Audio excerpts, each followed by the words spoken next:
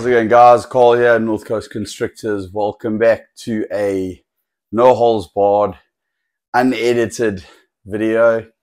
It's been about a week since I did my last video. There's a lot going on at the moment, which is why I haven't been doing YouTube videos. Currently moving house, and that involves moving the entire snake facility. I'm just in one room of the house. The North Coast Constrictors has grown considerably in the last 2 years, and I have to move into a property that can handle the amount of snakes that I have, the amount of hatchlings that I'm producing, the amount of projects that I'm working on. I know I've only been doing this for 3.5 years. I'm going into my 4th season, but I'm just one of those guys that if I do something, I go big. I do it big. I know a lot of guys say, take your time, do this. And that, by all means, guys, do you. Whatever makes you feel comfortable. What makes me feel comfortable is I go in pretty hard. I've taken a bit of flack about it, but anyway, it is what it is. So yes, a lot of people would say I'm crazy because I'm throwing money into this industry right now at a time when things are really, really tough. Snakes aren't selling, prices are plummeting, the market in general is really, really bad all over, not just for snakes, just life in general. I think we can all agree on that, and we can all feel the pinch. All right, but guys, a lot of people look at the glass half empty, and some people look at it half full.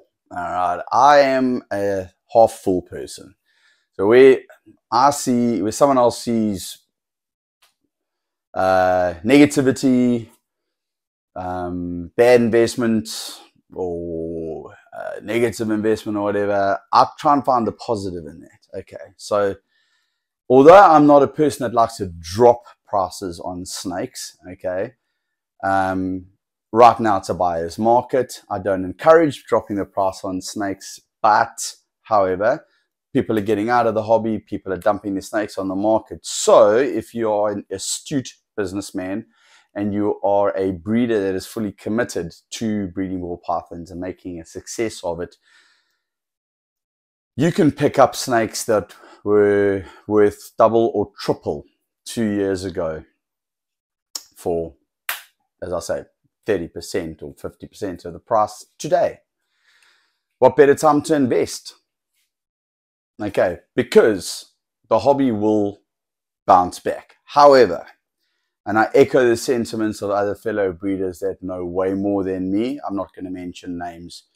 There are certain genetics that will not recover. There are certain genetics that have had their day, they've had their time, and their price will continue to fall. And I'm referring to single gene dominance and incomplete dominance, such as pastel, spider, leopard, just basic genes like that. Normals, everything in the last 2 years, those will not recover. Those are going to go down, and they're going to stay down. They will hit a certain low. I don't think they'll go past that price, or whatever low they hit. I think it'll kind of remain there and stay there. I think where they are now is kind of where they'll probably stay for a few years. Whereas 2 years ago, you would pay for an adult proven breeder 3,000 Rand for a pastel female adult proven breeder. You can pick them up for under 1,000 Rand here. The Rand is our South African currency, as the US dollar is in America and the British pound is in the United Kingdom. South African Rand is our currency. What makes it pretty good for the guys in South Africa is that our currency is worth shit because we've got a very corrupt government. So it's about 18 Rand 50 something to a dollar. 1 Rand. Sorry. $1 will get you about 18, almost 19 Rand. And British pounds more. I think it's about 23 or 24 Rand to a pound. Okay.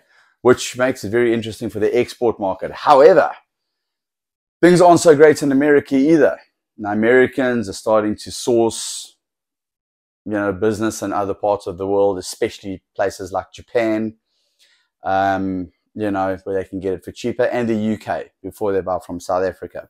Now, I can tell you something now, the South African breeders are doing well. When I say doing well, I'm not talking about financially. There are a few that are doing well financially, and there's quite a lot that are really, really battling and getting out of the market, because it's a very small country where we live. The demographic of people that breed or like reptiles in a country like in South Africa, which is in Africa, well, yeah, I want to go into the whole political thing about who likes snakes and who doesn't like snakes, but trust me when I tell you that maybe 2 or 3% of the population, if that, like snakes. So, as I say, this is an unedited, this is an off-the-cuff, wing-it video. I haven't done one in a week. I know my algorithms are probably up to shit, but what I do want to show you, and what you need to, I can't wait to reveal, is for the first time in 3 years, I've produced my own desert ghosts, and not just single gene desert ghosts. I have produced some amazing desert ghosts, okay? Now, one of them I as I say, I'm winging it here, no editing.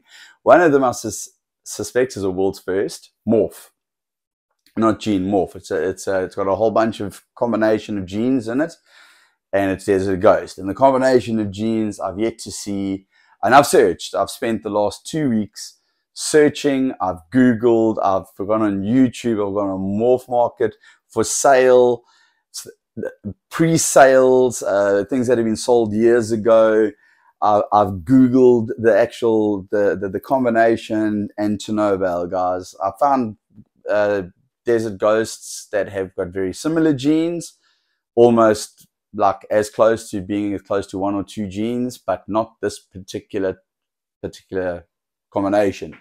So either someone's produced it and not said anything about it, you know, because it's not like a double recessive or a triple or a quad recessive desert ghost with a whole, I mean, where the guys make videos. This is a bunch of really, you know, average dominant and incomplete dominant recessives, but paired with desert ghost, which really, really gives it a spectacular look. Okay, now I'm going to show you these hatchlings. They've had their first shed. I've got a mixture of all sorts. Bit of a sad story about this is that the sire, it was his first breeding season, was my very first investment, big investment in a high powerhouse male breeder. It was a pastel spot nose pinstripe desert ghost, 100% head hypo male. I bought him as a hatchling, paid a lot of money for him. You know, very attached to that snake as well. Bought him in 2021, and he had his first breeding season last year, and he sired four clutches. Only one of them was to a het desert ghost. The rest, I locked him up to other het desert ghosts, but unfortunately het desert ghosts, but they reabsorbed their follicles. Admittedly, they were first year breeders, so I kind of expected them to reabsorb. However, they will definitely be ready this year, and I've got a lot more het desert ghosts and visual desert ghost adult proven breeder females to now pair to. The sad thing is that he passed away.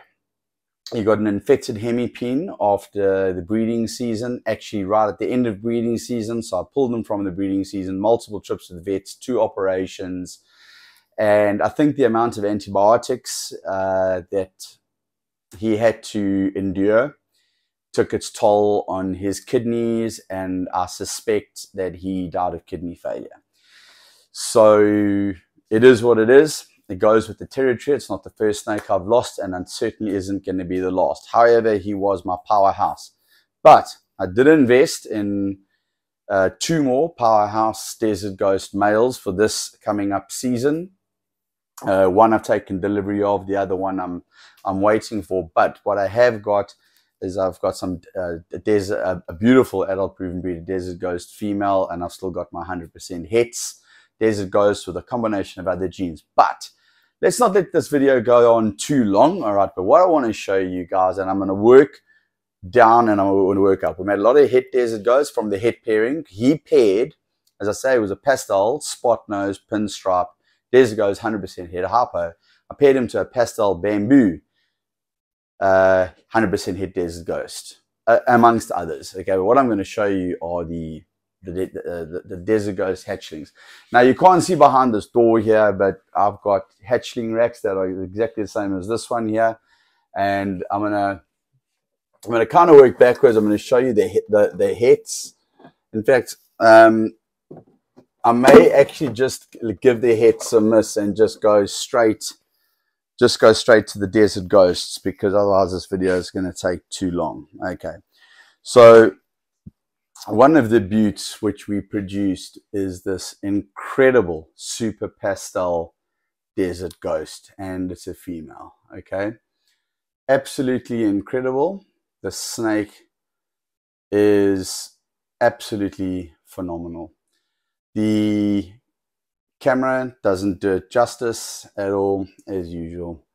I wish there was another setting on this.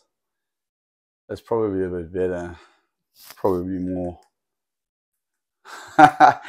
It's probably about a better.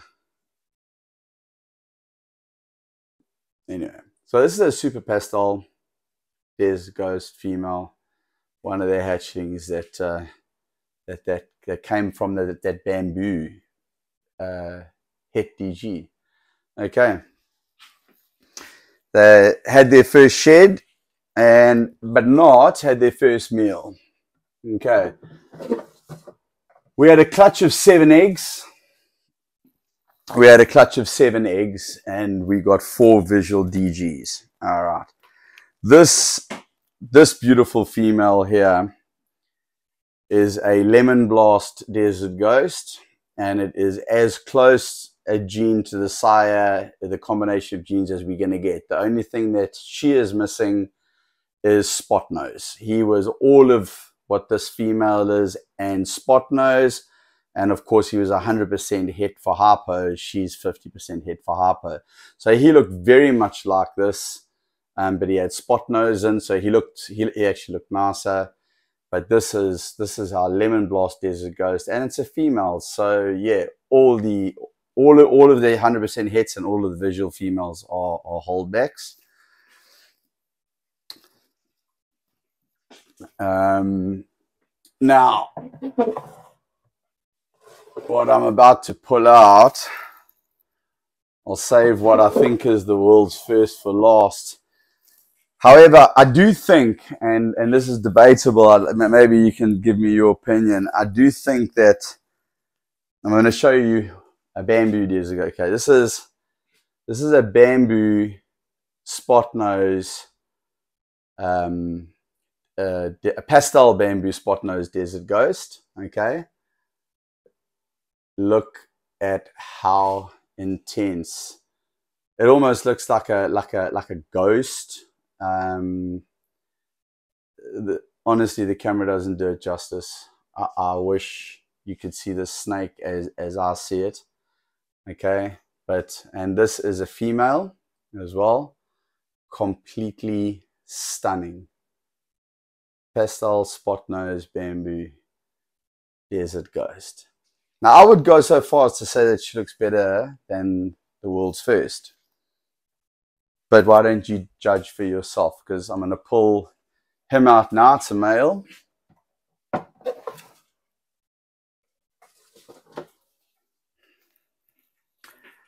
Very, very similar to the one that I've just pulled out.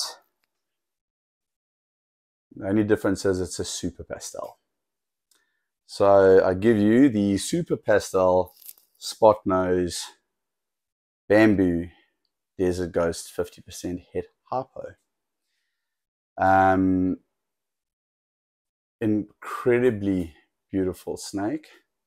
A little bit lighter. The patterns, obviously being super pastel, the patterns won't be as dark. These blades, these lines coming down the dorsal and down the sides there, they won't be as dark as the straight pastel, which I've just pulled out. But this is a super pastel, and as far as I know, the only one. Well, I went on to Morph Market to see if anything was for sale, and anything resembling. Now, I've spoken to guys that are real big desert ghost breeders, okay? Combination, they've produced every combination you can think of. And for some reason, they say that they don't like to breed desert ghost bamboo, especially with pastel, because the bamboo takes away. It's hard to IDDG in bamboo, okay? I'm not going to argue with the guys that have been doing it for longer than me, but my personal opinion is I love it. I think it's fantastic. So I'm going to continue to work on that project. Okay. As I said, the sire has passed away, but I'm going to pull out this beautiful power breeder male that is going to breed for me this year, and we're going to be producing a whole bunch of other desert ghosts. This is, and I'm going to read off his card here, guys. Sorry, we've got so many snakes, and he's got so many genes in him. But first, let's just take a look at him. We've got lavenders in there, yellows. He probably doesn't look too impressive on the camera right now. There's a lot of light on him. It does kind of mess up the color a little bit. Okay, but so what he is a fire, butter, leopard, Enchi desert ghost. Okay, fire, butter, leopard, Enchi desert ghost. So we've got 4 incomplete dominant genes. Fire, butter, leopard is a dominant. Fire, butter, and Enchi are incomplete dominants. So you can get the super form. So this boy here has got his work cut out for him this year, because he's going to be pairing to quite a few of my het desert ghosts. And I'm about to pull out my only adult proven breeder female desert ghost. And she is an apple. Oh, where am I going? He doesn't belong in the hatchling rack. He belongs over here. This beautiful specimen I purchased from Wally van der Walt and Rassie Erasmus from BPM Exotics here in South Africa, as well as this female. Where is she? There she is. Hold on a second. Okay, right, so she's quite a shy one, and she wasn't eating at first, so I put a hard into her tub, and guess what? She ate. She didn't want to eat for the first 3 weeks I had her. Now, she is a bit small, but we're busy. We've got 4 months to put weight on her. We've just got a butter desert ghost. Female adult proven breeder butter desert ghost. She is stunning. She laid, I think it was 6 or 8 eggs last season, and she's relatively, she's not as big as what I want her to be, but I'm only going to start pairing up in May, so I've got a couple of months to get her up to size. But what a beautiful female she is. Okay, very hard to come by. Adult proven breeder desert ghost females, very, very hard to come by, so very lucky to have her. So yeah, the only thing is that I'm not going to be pairing her to him, because they've both got butter in them, and butter to butter can give you a white snake. However, I have a leopard desert ghost male, which will be a first-year breeder this year, and he is going to be pairing to her. Okay, what we do have here, if I can find her, is a you see, I moved all my racks around, guys, and therein lies the problem, because here she is. She's an ivory, 100% het desert ghost, 50% het hypo. Okay. Now, guys, ivory is super yellow belly. Okay. So she's a pure white snake. That's what that's what yellow belly does. When you breed yellow belly to yellow belly, you get ivory, which is otherwise known as a black-eyed leucistic. So it's a white snake with black eyes, and no, that is not a mite. It's just a little bit of substrate. And she's 100% het desert ghost, and she's 50% het for hypo. Now, I did pair her up last year to that male that passed away, but she was a first-year breeder last year, and she reabsorbed her follicles. She did build. It looked like she was going to ovulate, but she didn't.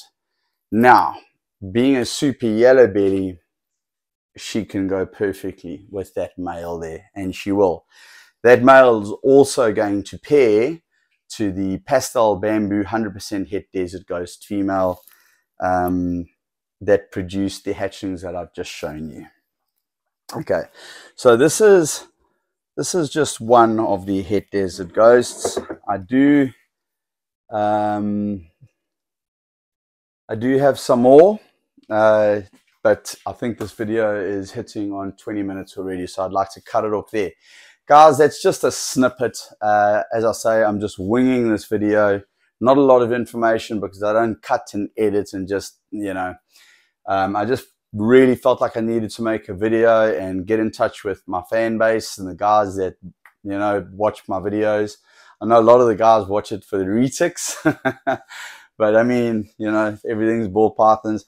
Okay, I would love to show you one more snake, and this is an investment, and it's because I am working. This is a Pastel Sugar 100% Het Desert Ghost female. Okay, she's still a hatchling. Well, she was November, born in November 2023, so she's going to be a 2026 breeder. She'll breed in 2026, and I am working very, very strongly on. It's already out there. I've already spoken about it. There's no point in keeping it a secret. Pastel Sugar Enchi Desert Ghost with lace. Okay, that is a goal for me, and I have got all of the snakes ready. They're all in my racks in various sexes and genes. I've got Pastel Enchi, and I've got lace in others, and then I've got my Desert Ghost, and obviously I've got my Sugar. And she's 100% Het Desert Ghost. So it's going to start off with her. It's going to take a long time, her being 100% Het Desert Ghost and being Sugar. And then, yeah, we'll see where that takes us. It's a long process, guys. It's a long process. And obviously I've got a lot of other 100% Het Desert Ghost hatchlings which came out this year. We've got some fantastic clown combos that came out this year. I'm waiting now, due on the 1st of March, Lace Clown project, Fireblade Lace Clown sire to 100% Het Clown female.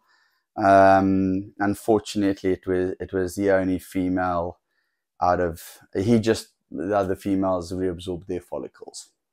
It is what it is. So guys, thank you for watching. As soon as those guys hatch, I'll be sure to show them to you because I'm hoping we get a couple more lace.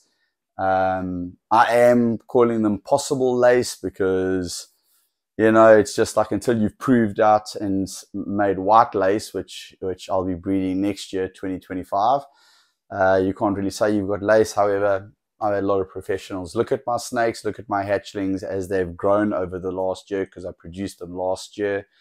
And they've seen the progression. I've been keeping them updated regularly with photographs, videos, etc., etc. And each time it's come back 100%. They've got the lace gene in it. Lace works like Desert Ghost. It's an enhancing gene, but it's an incomplete dominant gene. So you only need one copy of the gene. It is phenomenal. Now imagine mixing Desert Ghost and lace together. So that's my goal. I'd like to do that. Let's hope it pays off. Guys, thank you so much. You can obviously like and subscribe if you want. If not, well, next time you see us pop up on your screen, just, you know, watch the video, hit like, hit like if you don't subscribe. You know, helps the algorithms. And yeah, even though this channel is monetized, I really don't see myself ever making any money out of YouTube, to be honest. You know, like in 3 years, I've got like just over 1,000 followers. I mean, I don't see I think you got to be on the kind of level like Justin Kabolka, Brian Barczyk, rest in peace, Brian, to kind of make any kind of real money off YouTube. You know, this channel, you know, I'm not asking you to subscribe so that I can make money off it. It's more for the people out there, especially South African viewers. You know, I got to up my South African audience. I'm only sitting at 4% of the South African audience. 47% of my audience is America, USA, and 6% is the UK. And then the rest is made up of other parts of the world. Come on, South Africa.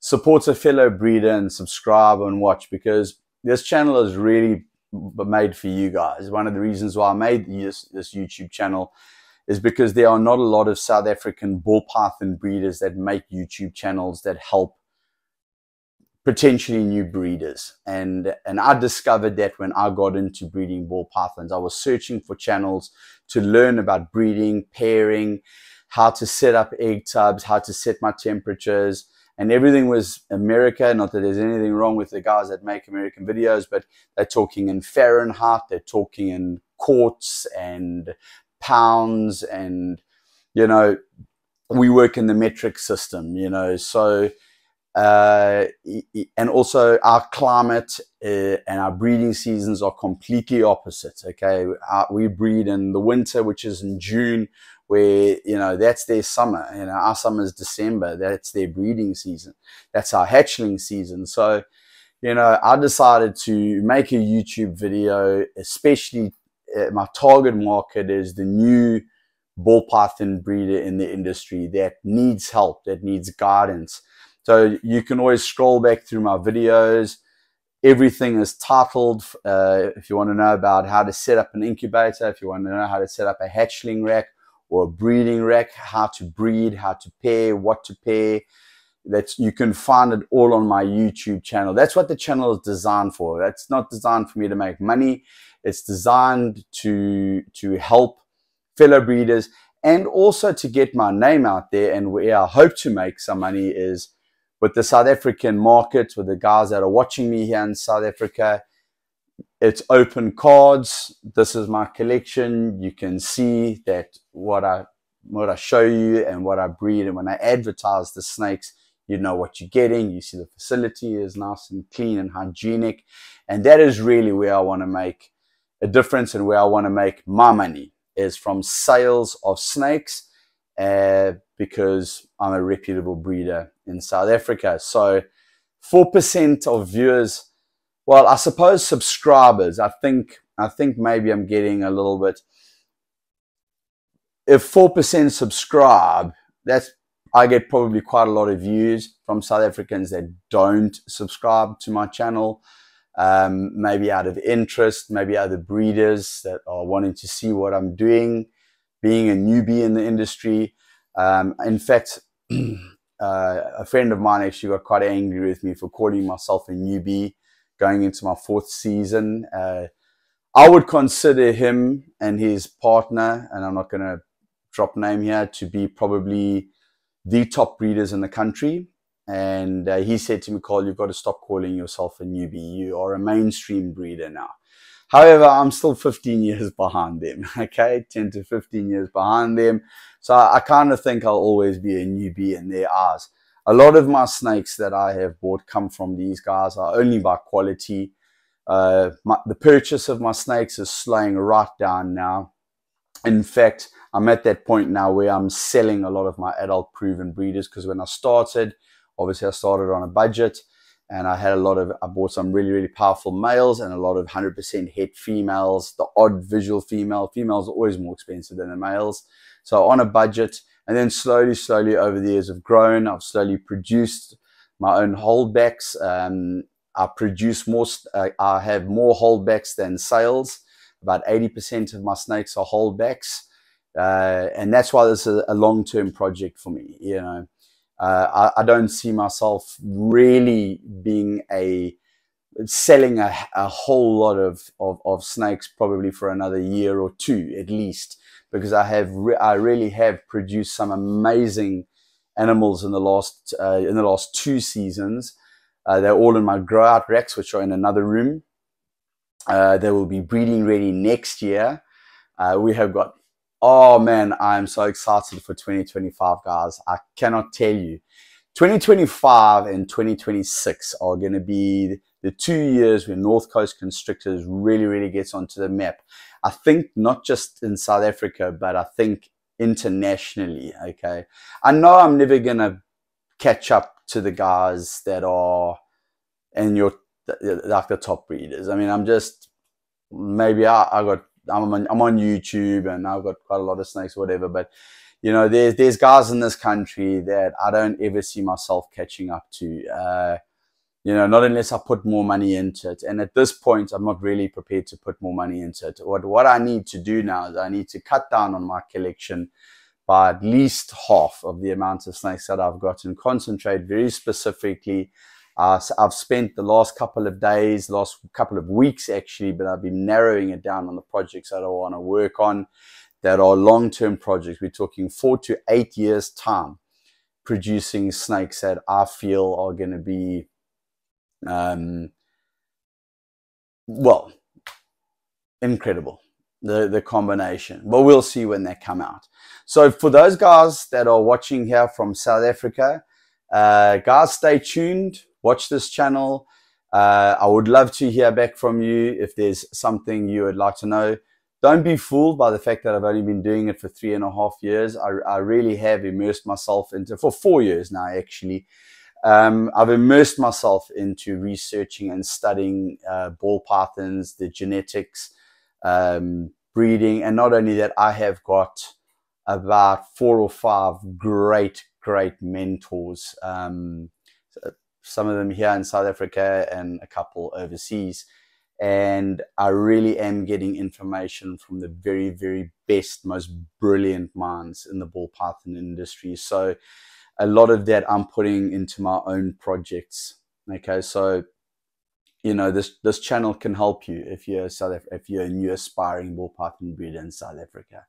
Anyway, guys, until the next video, I've got a great video coming up next. I'm just waiting. I've got some beautiful hatchlings in that hatchling rack over there.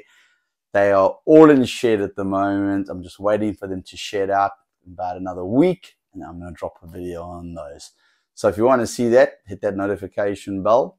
We'll see you on the next video, guys. It's Sunday evening here. It's time for me to sign out and do a little bit of chores. You guys have a great week, and we'll see you on the next video. Cheers for now.